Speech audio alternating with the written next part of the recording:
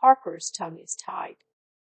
I know that she forms conclusions of her own, and from all that has been I can guess how brilliant and how true they must be, but she will not, or cannot, give them utterance. I have mentioned this to Van Helsing, and he and I are to talk it over when we are alone. I suppose it is some of that horrid poison which has got into her veins beginning to work. The Count had his own purposes when he gave her what Van Helsing called the vampire's baptism of blood. Well, there may be a poison that distills itself out of good things. In an age when the existence of ptomaines is a mystery, we should not wonder at anything. One thing I know, that if my instinct be true regarding poor Mrs. Harker's silences, then there is a terrible difficulty, an unknown danger, in the work before us. The same power that compels her silence may compel her speech. I dare not think further, for so I should in my thoughts dishonor a noble woman. Van Helsing is coming to my study a little before the others. I shall try to open the subject with him. Later, when the professor came in, we talked over the state of things. I could see that he had something on his mind which he wanted to say, but felt some hesitancy about broaching the subject. After beating about the bush a little, he said suddenly, "Friend John, there is something that you and I must talk of alone, just at the first, at any rate. Later, we may have to take the others into our confidence." Then he stopped. So I waited. He went on. "Madame Mina, our poor, dear Madame Mina is changing." A cold shiver ran through me to find my worst fears thus endorsed. Van Helsing continued. "With the sad experience of Miss Lucy, we must this time be warned before things go too far. Our task is now in reality more difficult than ever, and this new trouble makes every hour of the direst importance. I can see the characteristics of the vampire coming in her face. It is now but very, very slight, but it is to be seen if we have eyes to notice without to prejudge. Her teeth are some sharper, and at times her eyes are more hard. But these are not all. There is to her the silence now often, as so it was with Miss Lucy. She did not speak, even when she wrote that which she wished to be known later. Now my fear is this. If it be that she can, by our hypnotic trance, tell what the Count see and hear, is it not more true that he who have hypnotized her first, and who have drink of her very blood, and make her drink of his, should, if he will, compel her mind to disclose to him that which she know?" I nodded acquiescence. He went on. "Then, what we must do is to prevent this. We must keep her ignorant of our intent, and so she cannot tell what she know not. This is a painful task. Oh, so painful that it heartbreak me to think of, but it must be. When today we meet, I must tell her that for reason which we will not to speak, she must not more be of our counsel, but be simply guarded by us." He wiped his forehead, which had broken out in profuse perspiration at the thought of the pain which he might have to inflict upon the poor soul already so tortured. I knew that it would be some sort of comfort to him if I told him that I also had come to the same conclusion, for at any rate it would take away the pain of doubt. I told him, and the effect was as I expected. It is now close to the time of our general gathering. Van Helsing has gone away to prepare for the meeting, and his painful part of it. I really believe his purpose is to be able to pray alone. Later, at the very outset of our meeting, a great personal relief was experienced by both Van Helsing and myself. Mrs.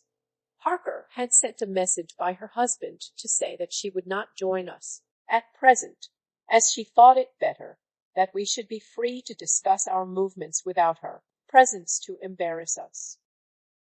The professor and I looked at each other for an instant, and somehow we both seemed relieved. For my own part, I thought that if Mrs. Harker realized the danger herself, it was much pain as well as much danger averted. Under the circumstances, we agreed, by a questioning look and answer, with finger on lip, to preserve silence in our suspicions, until we should have been able to confer alone again. We went at once into our plan of campaign. Van Helsing roughly put the facts before us first. The Tsarina Catherine left the Thames yesterday morning. It will take her at the quickest speed she has ever made at least 3 weeks to reach Varna, but we can travel overland to the same place in 3 days. Now, if we allow for 2 days less for the ship's voyage, owing to such weather influences as we know that the Count can bring to bear, and if we allow whole day and night for any delays which may occur to us, then we have a margin of nearly 2 weeks. Thus, in order to be quite safe, we must leave here on 17th at latest. Then we shall at any rate be in Varna a day before the ship arrives, and able to make such preparations as may be necessary. Of course, we shall all go armed against evil things, spiritual as well as physical. Here Quincy Morris added, I understand that the Count comes from a wolf country, and it may be that he shall get there before us. I propose that we add Winchesters to our armament. I have a kind of belief in a Winchester when there is any trouble of that sort around. Do you remember, Art, when we had the pack after us at Tobolsk? What wouldn't we have given then for a repeater apiece? Good, said Van Helsing. Winchesters it shall be. Quincy's head is level at all times, but most so when there is to hunt. Better far be more dishonor to science than wolves be of danger to man. In the meantime, we can do nothing here, and as I think that Varna is not familiar to any of us, why not go there more soon? It is as long to wait here as there. Tonight and tomorrow we can get ready, and then, if all be well, we 4 can set out on our journey. We 4, said Harker interrogatively, looking from one to another of us. Of course, answered the professor quickly. You must remain to take care of your so sweet wife. Harker was silent for a while, and then said in a hollow voice, Let us talk of that part of it in the morning. I want to consult with Minna. I thought that now was the time for Van Helsing to warn him not to disclose our plans to her, but he took no notice. I looked at him significantly and coughed. For answer, he put his finger on his lips and turned away. Jonathan Harker's Journal. 5 October, afternoon. For some time after our meeting this morning, I could not think. The new phases of things leave my mind in a state of wonder which allows no room for active thought. Minna's determination not to take any part in the discussion set me thinking, and as I could not argue the matter with her, I could only guess. I am as far as ever from a solution now. The way the others received it, too, puzzled me. The last time we talked of the subject, we agreed that there was to be no more concealment of anything amongst us. Minna is sleeping now, calmly and sweetly like a little child. Her lips are curved, and her face beams with happiness. Thank God, there are such moments still for her. Later, how strange it all is. I sat watching Minna's happy sleep, and came as near to being happy myself as I suppose I shall ever be. As the evening drew on, and the earth took its shadows from the sun sinking lower, the silence of the room grew more and more solemn to me. All at once Minna opened her eyes, and, looking at me tenderly, said, Jonathan, I want you to promise me something on your word honor. A promise made to me, but made hollowly in God's hearing, and not to be broken though I should go down on my knees and implore you, with bitter tears. Quick, you must make it to me at once. Minna, I said, a promise like that I cannot make at once. I may have no right to make it. But, dear one, she said, with such spiritual intensity that her eyes were like pole stars, it is I who wish it, and it is not from myself. You can ask Dr. Van Helsing if I am not right. If he disagrees, you may do as you will. Nay, more, if you all agree, later, you are absolved from the promise. I promise, I said, and for a moment she looked supremely happy, though to me all happiness for her was denied by the red scar on her forehead. She said, Promise me that you will not tell me anything of the plans formed for the campaign against the Count. Not by word, or inference, or implication, not at any time whilst this remains to me. And she solemnly pointed to the scar. I saw that she was in earnest, and said solemnly, I promise. And as I said it, I felt that instant a door had been shut between us. Later, midnight. Mina has been bright and cheerful all the evening. So much so, all the rest seemed to take courage, as if infected somewhat with her gaiety. As a result, even I myself felt as if the pall of gloom which weighs us down were somewhat lifted. We all retired early. Minna is now sleeping like a little child. It is a wonderful thing that her faculty of sleep remains to her in the midst of her terrible trouble. Thank God for it, for then at least she can forget her care. Perhaps her example may affect me as her gaiety did tonight. I shall try it. Oh, for a dreamless sleep. 6 October, morning, another surprise. Minna woke me early, about the same time as yesterday, and asked me to bring Dr. Van Helsing. I thought that it was another occasion for hypnotism, and without question went for the professor. He had evidently expected some such call, for I found him dressed in his room. His door was ajar, so that he could hear the opening of the door of our room. He came at once. As he passed into the room, he asked Mina if the others might come, too. No, she said quite simply, it will not be necessary.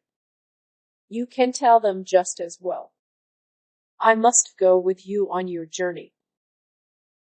Dr. Van Helsing was as startled as I was. After a moment's pause, he asked, But why? You must take me with you. I am safer with you, and you shall be safer, too. But why, dear Madam Mina? You know that your safety is our solemnest duty. We go into danger to which you are, or may be, more liable than any of us from circumstances, things that have been. He paused, embarrassed. As she replied, she raised her finger and pointed to her forehead. I know. That is why I must go. I can tell you now, whilst the sun is coming up, I may not be able again. I know that when the Count wills me, I must go. I know that if he tells me to come in secret, I must come by wile, by any device, to hoodwink even Jonathan. God saw the look that she turned on me as she spoke, and if there be indeed a recording angel, that look is noted to her everlasting honor. I could only clasp her hand. I could not speak. My emotion was too great for even the relief of tears. She went on. You men are brave and strong.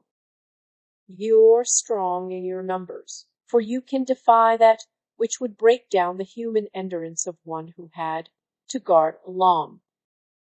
Besides, I may be of service, since you can hypnotize me and so learn that which even I myself do not know. Dr. Van Helsing said very gravely, Madam Mina, you are, as always, most wise. You shall with us come, and together we shall do that which we go forth to achieve. When he had spoken, Mina's long spell of silence made me look at her. She had fallen back on her pillow asleep. She did not even wake when I had pulled up the blind and let in the sunlight which flooded the room.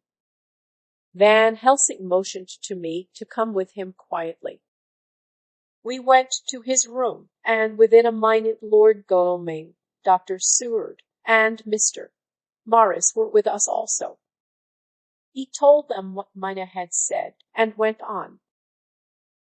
In the morning we shall leave for Varna. We have now to deal with a new factor, Madam Mina. Oh, but her soul is true. It is to her an agony to tell us so much as she has done, but it is most right, and we are warned in time. There must be no chance lost, and in Varna we must be ready to act the instant when that ship arrives. What shall we do exactly? Asked Mr. Morris laconically. The professor posed before replying. We shall at the first board that ship. Then, when we have identified the box, we shall place a branch of the wild rose on it. This we shall fasten, for when it is there none can emerge, so at least says the superstition. And to superstition must we trust at the first. It was man's faith in the early, and it have its root in faith still. Then, when we get the opportunity that we seek, when none are near to see, we shall open the box, and all will be well. I shall not wait for any opportunity, said Morris. When I see the box, I shall open it and destroy the monster, though there were 1,000 men looking on, and if I am to be wiped out for it the next moment. I grasped his hand instinctively and found it as firm as a piece of steel. I think he understood my look. I hope he did. Good boy, said Dr. Van Helsing. Brave boy. Quincy is all man. God bless him for it. My child, believe me, none of us shall lag behind or pause from any fear. I do but say what we may do, what we must do.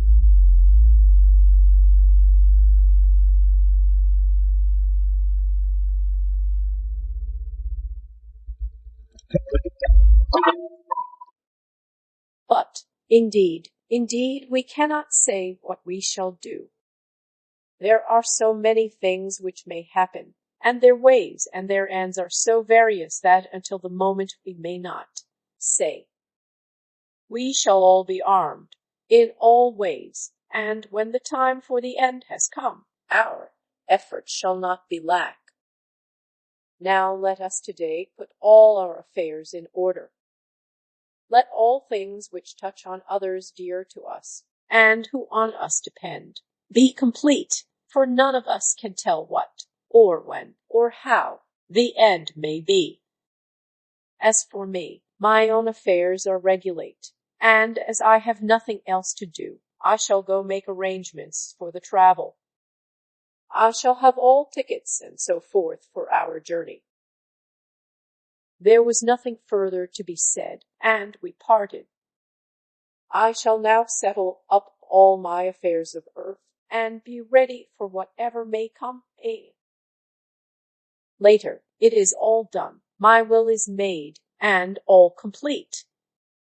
Mena, if she survive, is my sole heir. If it should not be so, then the others who have been so good to us shall have remainder.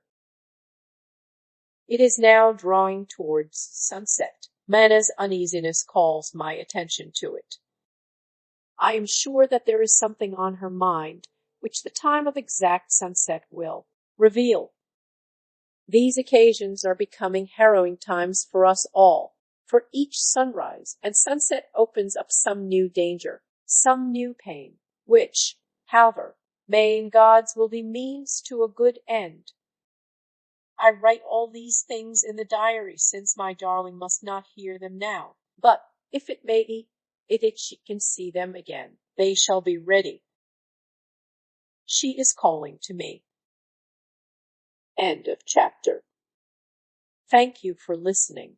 If you enjoyed this video, please hit the like button. If you are interested in hearing more audiobooks, subscribe and turn on the notifications to get fresh daily audiobook chapters from Lambda Audiobooks. Until next time.